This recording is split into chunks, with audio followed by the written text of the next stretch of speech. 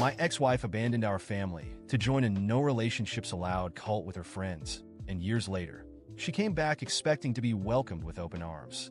My name is Daniel, 29, and I got married 6 years ago, but I've been divorced for 3 years now.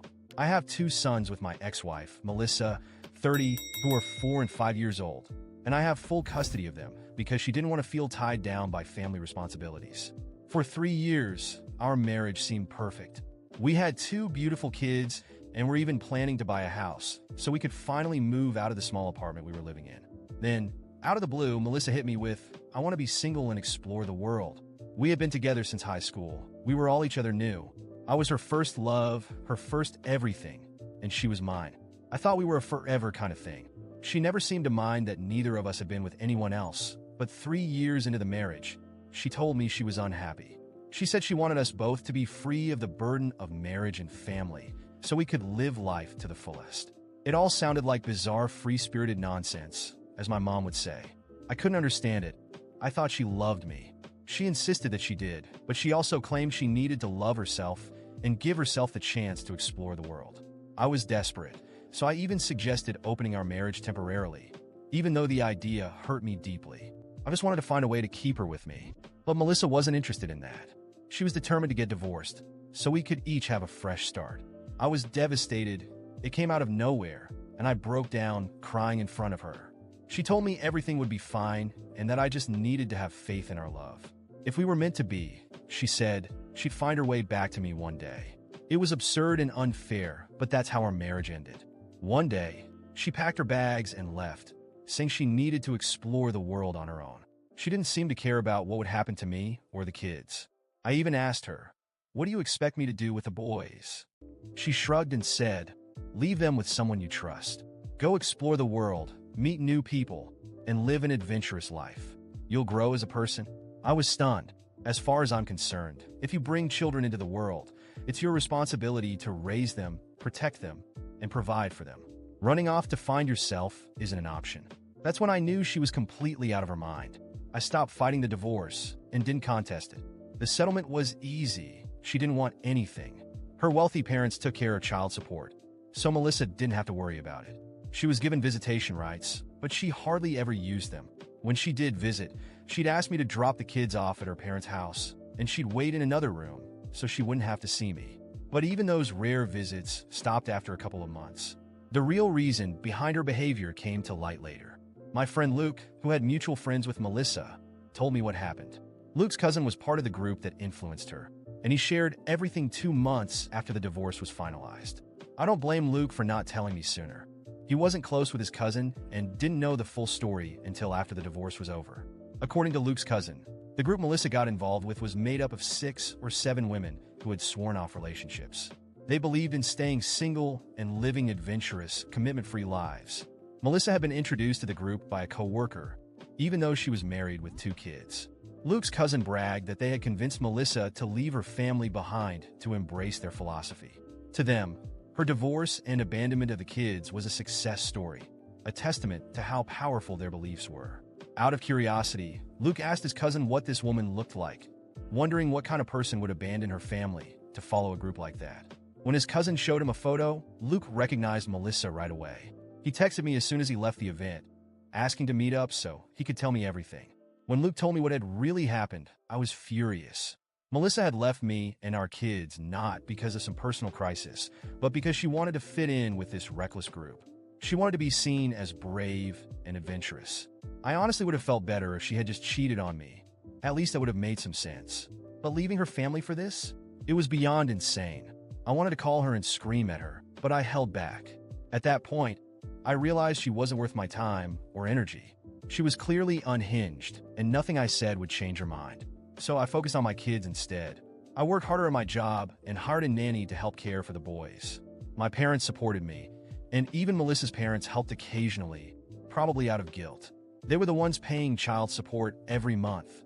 I knew that Melissa wasn't contributing. She was off traveling the world, blowing her money on luxury hotels and exotic vacations now that she had no family responsibilities. I raised my sons the best I could, and today they're happy, kind, and loving boys. They mean the world to me, and we've built our own little family. I've pushed the memories of my marriage out of my mind, It's just not worth thinking about. I've also done well at work and now earn double what I used to. Life has been good these past 2 years. I thought I had put everything behind me until last week. Melissa showed up out of nowhere after almost 3 years of silence. It was a Sunday, and I was home with the kids. I could have bought a house by now, but I stayed in the same apartment because I love the place and it's convenient for work. Unfortunately, staying here also meant Melissa knew exactly where to find me. I opened the door, and there she was. Seeing her after 3 years hit me like a punch to the gut. When I opened the door and saw Melissa standing there, my heart raced. I didn't know what to say.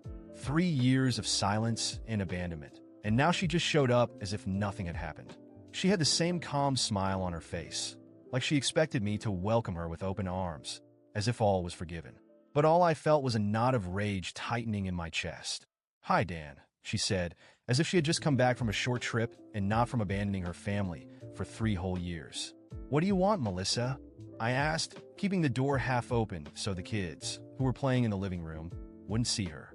She let out a theatrical sigh and ran her hand through her hair, as if she were about to deliver a rehearsed speech. "I've been thinking a lot about us. I miss the family we had. I want to come back. Do you think we could start over?" At that moment, all the anger I had buried over the years bubbled to the surface. She was talking about starting over as if she had just gone out for a walk, not abandoned her entire family without a word. I took a deep breath, trying not to explode. "You want to start over?" I said, my voice cold and steady. "After disappearing for 3 years? After leaving your kids without so much as a phone call or a birthday card? And now you think you can just show up and I'll say, 'Sure, welcome back'?" She looked offended, like my reaction was unreasonable. "Dan, I needed that time. I was confused, but now I know I want to be with you and the kids again." I let out a bitter laugh that took her by surprise. "Confused? You were so confused that you abandoned 2 little boys to go on vacations and party with your no-relationship friends?" She crossed her arms, as if that would somehow protect her from my words. "I know I made mistakes, but everyone deserves a second chance. I'm still their mother." That sentence was the last straw. You have no idea what it means to be a mother. Being a mother means being there for them every single day, through the good and the bad. It doesn't mean running off for years and coming back whenever it's convenient for you. She tried to say something, but I wasn't done.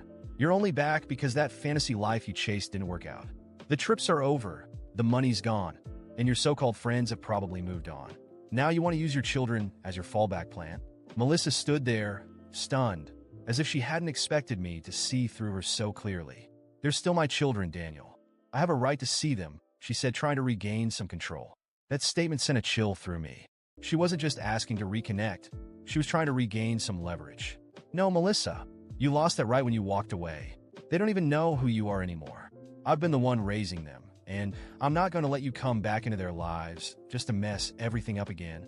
She took a step forward, but I kept my hand on the door, making it clear that this conversation was over. "And if you try anything," I continued, "I'll fight you every step of the way to make sure you never hurt them again. You have nothing against me, Melissa. I was here. I stayed. You're just a stranger to them now." She stared at me, her eyes brimming with tears, realizing she wasn't going to get what she wanted. "So this is it," she whispered, almost as if she were apologizing. "Yes, Melissa, this is it. Goodbye." And with that, I closed the door in her face. In the following months, I kept my guard up, expecting Melissa to try something. Maybe a lawsuit for visitation rights, or some desperate attempt to insert herself into our lives. But all I heard were rumors that her life had fallen apart. She had no money, no friends, and no family left to fall back on.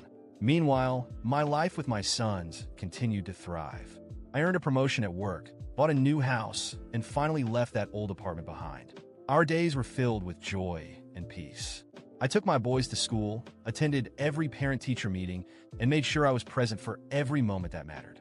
They knew I would always be there for them, no matter what. Then, one day, I received an unexpected message from Melissa. It was short and desperate. "Can I see the boys? Just once?" I stared at the message for a moment before deleting it without replying. She didn't deserve even that much. A few weeks after Melissa's unexpected visit, I received a letter in the mail. It was from a lawyer. She was suing me for full custody of the boys. My stomach dropped for a moment, but then anger took over. After all these years, after abandoning our children, she now had the audacity to demand custody? It was absurd. But if this was the fight she wanted, I was ready to give it to her. I immediately called my lawyer, Claire, and we started preparing. I gathered every piece of evidence I had: messages, financial records, photos, and testimonies. I even contacted my friend Luke, who still remembered the day he told me about the cult-like group that had influenced Melissa. He was more than willing to testify on my behalf. I also collected evidence of her neglect, how she had stopped visiting, how she used child support from her parents to fund her vacations instead of supporting the boys. The court date arrived. Melissa walked into the courtroom with an air of confidence, as if she thought being their biological mother would automatically guarantee her victory. But I could tell she didn't expect what was coming. She had no idea how prepared I was. The hearing was intense. Melissa's lawyer tried to argue that she had made mistakes, but deserved a second chance. They painted her absence as a period of personal growth and claimed that now she was ready to be a mother again. But when it was my turn, I laid everything bare. Claire presented the court with photos of Melissa on vacation in exotic locations, all taken during the years she had abandoned her children. We showed the judge copies of text messages where she admitted that she wanted to explore the world instead of raising her sons. I even had bank statements proving how she spent her money on luxury hotels while her parents had been paying child support. Then, the turning point. Luke testified about the cult-like group that had convinced Melissa to leave her family behind, bragging about turning her into one of them. Luke's words made it clear that Melissa didn't leave because of some personal crisis. She left because she chose a selfish ideology over her children. The judge, an older man with a stern face, sat silently as the evidence piled up. When Melissa's lawyer tried to argue that being their biological mother gave her the right to raise them, the judge raised his hand, signaling for her to stop. Then he turned to Melissa. "Mrs. James," he began, his voice calm but firm, "I've seen parents make mistakes. I've seen cases where a mother or father genuinely regrets their actions and seeks redemption. But this is not that case." Melissa's face paled as the judge continued. "You didn't just abandon your children for a few months. You abandoned them for years, without any attempt to rebuild that relationship. And when you had the chance to visit, you used their grandparents as a buffer, refusing to even look at the man who raised your sons. Now, after living a life of luxury and self-indulgence, you expect this court to hand them over to you, as if the last 3 years never happened." He shook his head slowly. "Children are not toys you can pick up and put down when it suits you. They need stability. They need consistency. And Mr. Daniels has provided that for them." Melissa's lawyer tried to interrupt, but the judge cut her off. "Enough. This court finds that it is not in the best interest of these children to be placed in your custody. In fact, I am denying you any future visitation rights until further notice." Melissa's eyes widened in shock. "But I'm their mother," she stammered, her voice trembling. The judge's gaze didn't waver. "A mother's title is earned through love, care, and responsibility. It's not just biology." And with that, the gavel came down. The court ruled in my favor. I was granted sole custody, and Melissa was denied any contact with the children. Her lawyer whispered something to her, but Melissa didn't respond. She just sat there, stunned and silent, as if the reality of what had just happened finally hit her. After the ruling, Melissa didn't try to contact me again. She disappeared from social media, and the few mutual acquaintances we had told me that her life had completely fallen apart. The friends she had abandoned us for had long since moved on. She had no steady income, no real career, and nowhere to go. Her parents, ashamed of her actions, cut back on their financial support, leaving her to fend for herself. I heard rumors that she was living in a small, rundown apartment on the outskirts of town, working odd jobs just to get by. Her once glamorous lifestyle was nothing but a distant memory, and she never reached out to me or the boys again. Meanwhile, life for me and my sons only got better. The relief of knowing that Melissa could no longer interfere in our lives was overwhelming. I could finally focus on raising my boys without looking over my shoulder, wondering if she would show up out of nowhere to disrupt everything. We moved into our new house, a beautiful place with a big backyard where the boys could play freely. Every evening, I'd sit with them on the porch, watching them chase each other around, their laughter filling the air. At work, things were going great too. I got another promotion, and my financial situation was better than ever. But more importantly, I was there for my sons. Every birthday, every school play, every scraped knee. I was the father they could rely on, and that meant more to me than anything. One night, as I was tucking them into bed, my oldest son looked up at me with a sleepy smile. "Dad, are we always going to be together?" he asked softly. I smiled and kissed his forehead. "Always, buddy. I promise." As I closed their bedroom door that night, I realized something important. I had won, not just in court but in life. Melissa's absence no longer haunted me. She had made her choices, and now she was living with the consequences. Meanwhile, I had everything I needed right here. 2 wonderful boys, a life filled with love and purpose, and a future that looked brighter every day. And Melissa? She was nothing more than a distant memory, a reminder of the kind of person I would never allow back into our lives.